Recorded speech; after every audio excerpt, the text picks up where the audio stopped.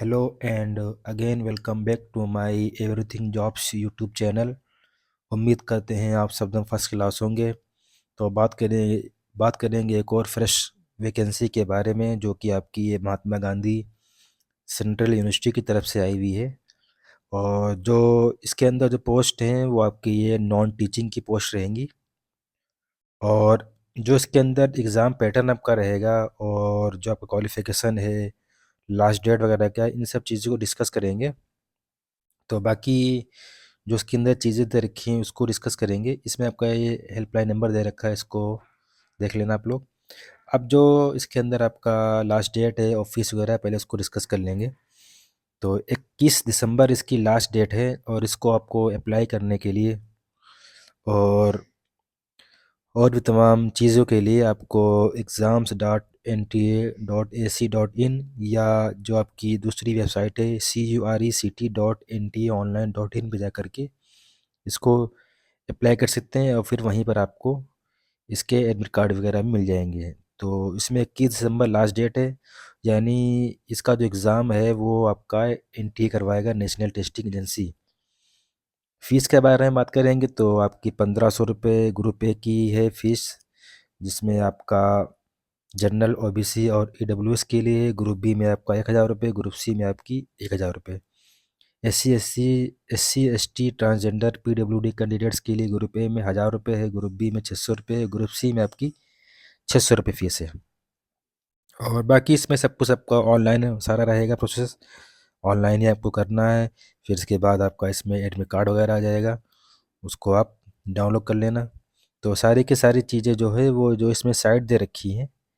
और या इसमें एक और इन्होंने वेबसाइट जोड़ दी यहाँ पर नंबर 9 पे mgcub.ac.in, Mahatma Gandhi central university, इसमें इन्होंने करके इसको जोड़ दिया है। तो ये भी एक साइट इसकी बन जाएगी, यहाँ जाकर भी आप अप्लाई कर सकते हैं। तो बाकी लेकिन इस एग्ज़ाम को ये एनटीए कंडक्ट करवा रहा है।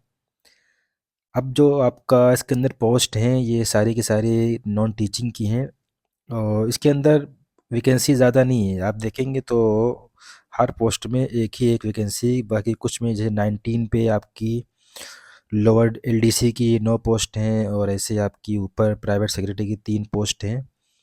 और बाकी जिस पे स्टार लगा हुआ है यहाँ पे दे रखा है, इसमें 1 पोस्ट जो है वो रिज़र्व है पर्सन विद बेंचमार्क डिसेबिलिटीज़ के लिए, यानी पीडब्ल्यूडी कैंडिडेट्स के लिए, जिसमें आपका ब्लाइंडनेस एंड लो डिवीज़न का रहेगा, यानी इस कैटेगरी के कैंडिडेट्स के लिए।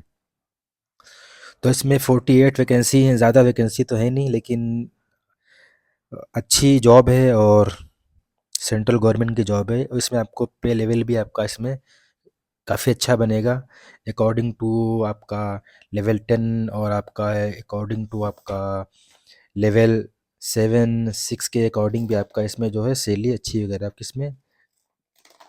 वगैरह आपकी इसमें अच्छी बन जाएगी।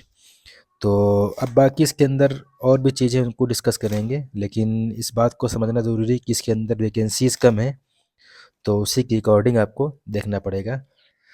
तो अब जो आपकी लेवल 10 की है वो आपकी ग्रुप ए की वैकेंसी है। तो इसमें आपको करीब 56,000 से लेकर के 1,77,000 तक सैलरी बनेगी। और जो आपकी ग्रुप बी की पोस्ट है जिसमें लेवल 7 दे रखा है, तो इसमें आपकी करीब मान के चलिए 44,000 से लेकर के 1,22,000 तक सैलरी बनेगी। और 6 जो आपका ग्रुप बी में 6 लेवल है उसमें आपकी अप्रॉक्स 35 से 1,12,000 तक बनेगी। और 4 में आपकी भी अप्रॉक्स मान के चलिए 25 से लेकर के 81 तक बनेगी। और 3 में भी आपकी मान के चलिए 21 से लेकर के 64 तक बनेगी।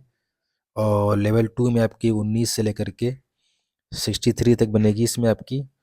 और जो आपकी लेवल लेवल 1 के अकॉर्डिंग है, इसमें भी आपकी मान के चलिए 18 से 56,000 तक इसमें आपकी सैलरी बनेगी। इसमें आपकी जो सेक्शन सी के अंदर details of post and qualifications वगैरह हैं, तो इसमें इन्होंने दे रखा है नंबर ए पे ही कि जो इसमें आपकी सीरियल नंबर 1 से लेके 3 तक जो आपकी वैकेंसी हैं, तो उनमें जो आपका सिलेक्शन होगा वो इंटरव्यू के बेस पे होगा। और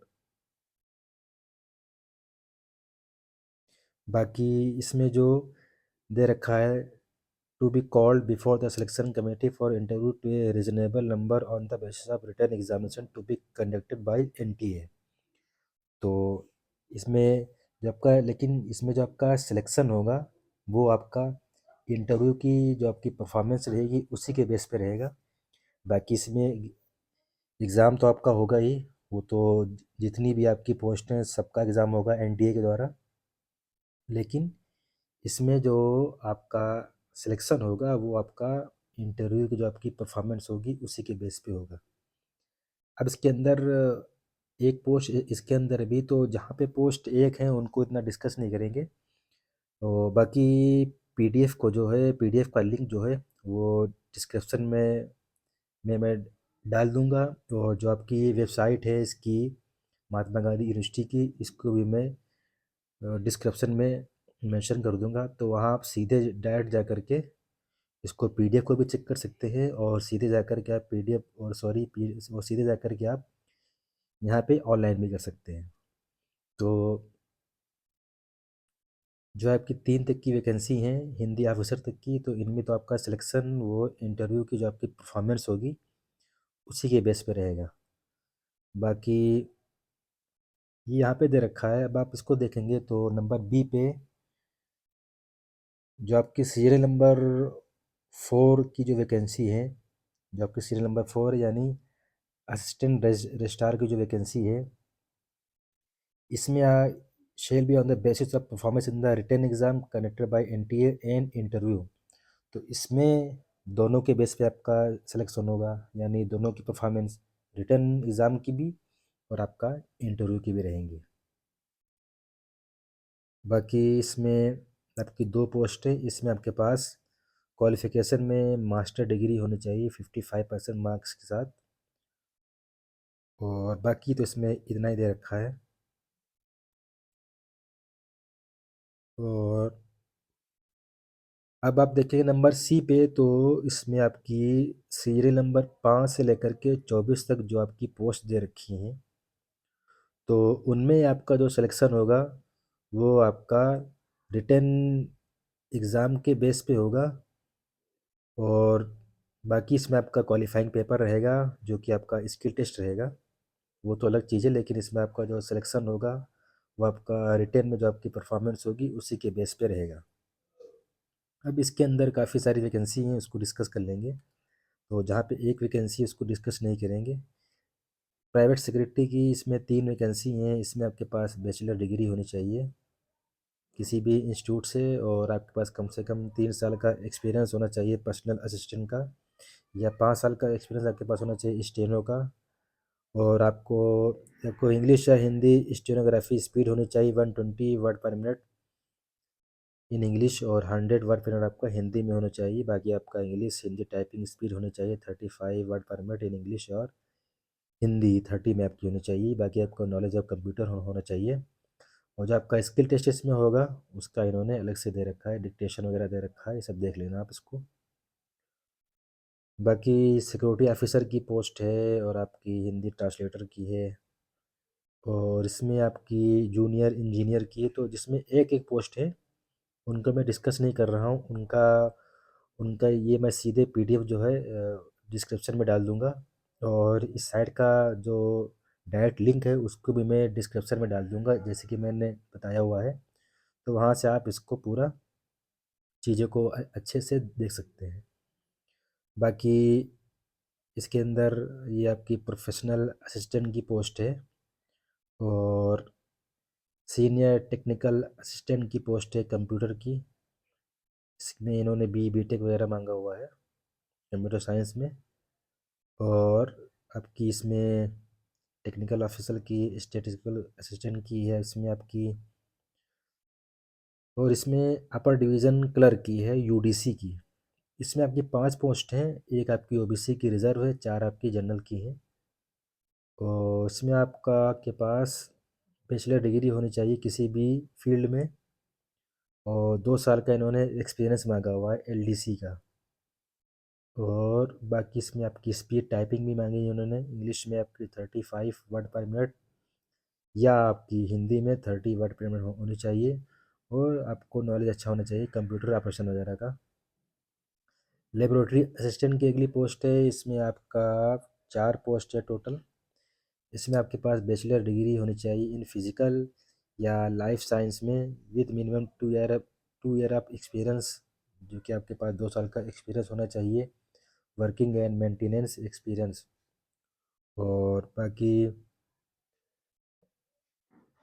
जो आपका एक्सपीरियंस होना चाहिए वो किसी यूनिवर्सिटी, रिसर्च या सेंट्रल स्टेट गवर्नमेंट पीएसयू से होना चाहिए, जो कि आपका या आपका एक कोई ऑटोनोमस बॉडी या प्राइवेट कोई ऑर्गेनाइजेशन हो वहाँ से होना चाहिए। और बाकी आपकी अगली वो लाइब्रेरी असिस्टेंट की पोस्ट है। एलडीसी की इस बार 9 पोस्ट है इसमें, और इसमें आपके पास बैचलर डिग्री होनी चाहिए किसी भी फील्ड में। और इसमें आपका इंग्लिश स्किल टेस्ट रहेगा, 35 वर्ड पीरियड आपका इंग्लिश में या हिंदी में आपका 30 वर्ड पीरियड होना चाहिए बाकी। और आपको इसमें कंप्यूटर प्रोफिशिएंसी होनी चाहिए। और अगली आपकी वो हिंदी टाइपिस्ट की है। मल्टीटास्किंग स्टाफ की 2 हैं इसमें, जिसमें आपका केवल 10th मांगा हुआ है। अगर 10th नहीं है तो आईटीआई पास होना ज़रूरी है। और ड्राइवर की इसमें 3 पोस्ट दे रखी हैं इन्होंने, जिसमें आपके पास 10th पास होना चाहिए और आपका position of valid commercial driving, आपके पास वैलिड कमर्शियल ड्राइविंग लाइसेंस होना चाहिए, लाइट मीडियम या हैवी व्हीकल। और आपको नॉलेज ऑफ होना चाहिए मोटर मैकेनिज्म वगैरह का। और एक्सपीरियंस आप driving motor vehicle for at least 5 year, तो इसमें आपका 5 साल का एक्सपीरियंस मांगा हुआ है किसी ऑर्गेनाइजेशन में ड्राइविंग का। और अगली इसमें आपकी जो पोस्ट है वो है लेबोरेटरी अटेंडेंट की पोस्ट है। इसमें आपके पास 12th होना ज़रूरी है, किसी 12th पास है साइंस साइड में तो आप इसके लिए एलिजिबल हैं। अगर ये आपके पास नहीं है तो आपके पास 10th पास होना ज़रूरी है, और आपके पास कोई एक स्किल सर्टिफिकेट होना चाहिए 10th के साथ साथ। और बाकी इसमें जो चीज़ें थी वो तो हमने ऊपर डिस्कस कर दिया कि इसका सिलेक्शन वगैरह क्राइटेरिया वगैरह क्या है। अब the test as indicated in the scheme of is examination details below may be computer based और अदरवाइज, तो ये हो सकता है कंप्यूटर बेस्ड भी हो सकती है। और बाकी इसमें जो इन्होंने स्कीम दे रखी है सिस्टम एनालिस्ट पोस्ट की, पब्लिक रिलेशन ऑफिसर, जो नंबर 1 से 3 तक की पोस्टें हैं उनके लिए है। तो इसमें आपका पेपर 1 रहेगा, पेपर 2 और फिर आपका इसमें स्किल टेस्ट वगैरह रहेगा। और ये आपका टोटल 250 मार्क्स का होगा। और जो बी है उसमें आपका टेस्ट कंपोनेंट्स वगैरह दे रखा है, ये आपका अलग रहेगा। और इसमें आपके एमसीक्यू रहेगा, डिस्क्रिप्टिव रहेगा, ये सब इसमें दे रखा है। अब यहाँ पे इन्होंने इसको अच्छे से डिवाइड करके रखा है, इसको आप देख लेना। और डिस्क्रिप्टिव में ये सब इन्होंने दे रखा है, सिलेबस यहाँ पे पूरा दिया हुआ है। तो बाकी इसमें पेपर 2 में आपका ये सब दे रखा है, इसमें बेसिक नॉलेज वगैरह दे रखा है, जो कि आपका डिस्क्रिप्टिव होगा। और स्किल टेस्ट होगा जो कि आपका क्वालिफाई नेचर का रहेगा, वो कुछ पोस्टों के लिए है। तो बाकी चीज़ें इसमें जो आपका पेपर रहेगा वो बाइलिंगुअल इंग्लिश और हिंदी दोनों में रहेगा। और नेगेटिव मार्किंग आपकी इसमें रहेगी 1/4 की। The candidate who secure 50% marks in paper 2 shall be considered for the skill test या इंटरव्यू के लिए। अगर आपके पेपर 2 में 50% मार्क्स हैं तभी आप स्किल टेस्ट या इंटरव्यू के लिए एप्लीकेबल हो जाएंगे। बाकी इसमें the marks allocated for the skill test wherever applicable shall be 50 and the minimum qualifying marks in the skill test shall be 25। बाकी हमने ऊपर आपसे डिस्कस ही कर दिया कि किन किन चीज़ों को, किन किन पोस्ट का सिलेक्शन इंटरव्यू बेस पे होगा, यानी इंटरव्यू की परफॉर्मेंस में होगा, किस में आपका केवल एग्ज़ाम की बेस पे होगा, और किस में आपका दोनों के बेस पे होगा, यानी इंटरव्यू और आपका जो आपका एग्ज़ाम रहेगा उसके बेस पे रहेगा। तो उसमें ये सब चीज़ें बाकी इन्होंने सिलेबस वगैरह दे रखा है। तो बाकी इसके अंदर जो इम्पोर्टेंट चीज़ थी वो तो डिस्कस ही कर दी गई है, और फीस वगैरह भी सब डिस्कस कर दिया गया है, क्राइटेरिया वगैरह क्या लेने का वो सब भी डिस्कस कर दिया गया है। ये सब इन्होंने अच्छे से एक्सप्लेन कर दिया है आपका पोस्ट वाइज जो है, जितनी पोस्ट हैं उनके अकॉर्डिंग इन्होंने अच्छे से एक्सप्लेन कर दिया है सिलेबस को। तो मैं दोबारा फिर इसको इस चीज़ को बता दे रहा हूँ कि पीडीएफ को और जो आपकी साइट है यहाँ इसको मैं डिस्क्रिप्शन में मेंशन कर दूंगा, वहाँ से आप इन दोनों चीज़ों को देख सकते हैं। बाकी इसमें है तो बहुत सारी चीज़ें, तो इसको आप अच्छे से फिर देख लेना। बाकी इसमें इतना ही है। Okay, thank you very much.